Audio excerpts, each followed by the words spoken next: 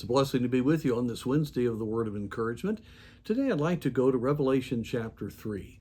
We're going to look at one of the 7 letters to the churches, and remember, they were written to real churches that were functioning there in Asia Minor, what we call Turkey today, and starts with the church that was at Ephesus. And I'd like to look at the church at Philadelphia. This was the second to the last church mentioned. And this church, I believe, really does mark any church of any era that has a heart for God and wants to serve the Lord and wants to obey the directive for the local church. And we read in verse 7, and to the angel of the church in Philadelphia write, These things saith he that is holy, he that is true, he that hath the key of David, he that openeth, and no man shutteth, and shutteth, and no man openeth. I know thy works. And here it is. Behold, I have set before thee an open door, and no man can shut it. For thou hast a little strength, and thou hast kept my word, and hast not denied my name. God puts in front of any church that loves him an open door. No man can shut it. God will keep it open, just like he did for the Apostle Paul in Ephesus, just like he did for the Apostle Paul in Corinth. No man can shut it. The only person that shuts it is us. When a church does not have a heart for God, or when individuals don't love the Lord and put him first, they forget about the open door. They forget about the opportunity.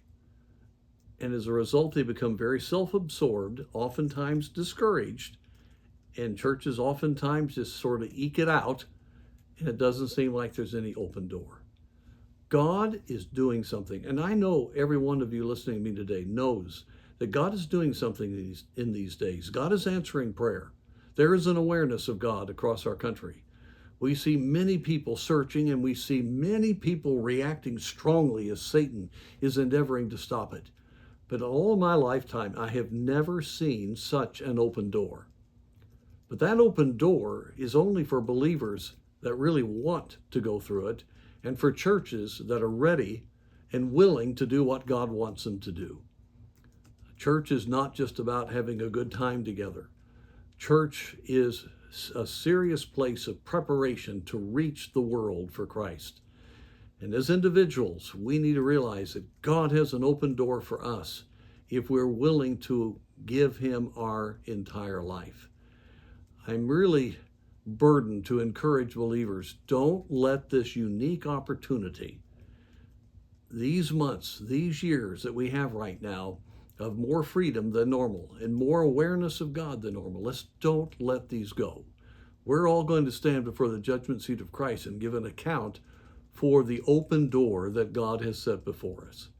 So I want to encourage you with it. I'm certainly challenging you with it, but I want to encourage you with the fact that God has a purpose for you, and he has a door that is ready for you to go through, and a great work that he wants you to do. And he wants you to be part of seeing your church accomplish all that God's preparing for your church to accomplish. So let's let God work in our life, and let's realize God has an open door, and man cannot shut it. Let's stay encouraged with that reality.